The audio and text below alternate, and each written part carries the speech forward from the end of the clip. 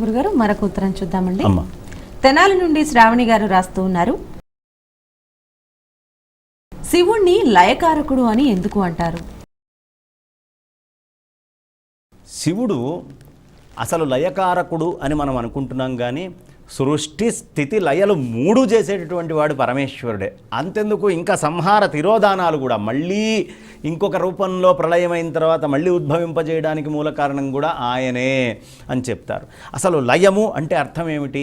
ఈ చరాచర భూత సృష్టి మొత్తాన్ని ఏమాత్రము పాడైపోకుండా ఆయన లోపల లయం చేసుకొని మళ్ళీ సృష్టి చేయాల్సి వచ్చినప్పుడు ఏమీ పాడవకుండా ధాత యథాపూర్వమ కల్పయన్ యథాతథంగా బయటికి తీసిచ్చేటటువంటి వాడు. కాబట్టి ఆయన్ని లయస్వరూపుడు అని చెప్తారు. లయము అంటే అలా చక్కగా లీనమైపోతుంది అనమాట, పరమేశ్వరుడిలో లీనమై మళ్ళీ అవసరమైన నాడు బయటికి వస్తుంది. కాబట్టి ఆయన్ని లయస్వరూపుడిగా చాలా ప్రత్యేకంగా చెప్తారు.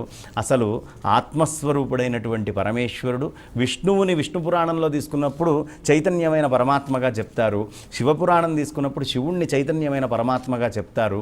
వాళ్ళ నుంచే ఈ బ్రహ్మ విష్ణు మహేశ్వరులు సత్వ రజస్తమో గుణాలు మూడు ఉద్భవించి సృష్టి స్థితి లయ కార్యక్రమాలని చేస్తున్నాయి అని సంకేతంగా చూపించడమే తప్ప ఈ పరమేశ్వరుడే ఆ విష్ణువుకి ఆ బ్రహ్మకి అందరికీ కూడా మూల పురుషుడు చైతన్య స్వరూపంగా మనం తీసుకుంటే, కాబట్టి అంతటి ఈ కార్యక్రమాలన్నిటికీ మూలమైన వాడు. కాబట్టి లయస్వరూపుడిగా ఆయన్ని చూపించడం, లయస్వరూపుడిగా ఆయన్ని గుర్తెరింగడం అనేటటువంటి అంశాలు మనకి చక్కగా ప్రస్ఫుటంగా ఈ పురాణాలు ఇతిహాసాలు ఇవన్నీ కూడా మనకి చూపిస్తూ ఉన్నాయి.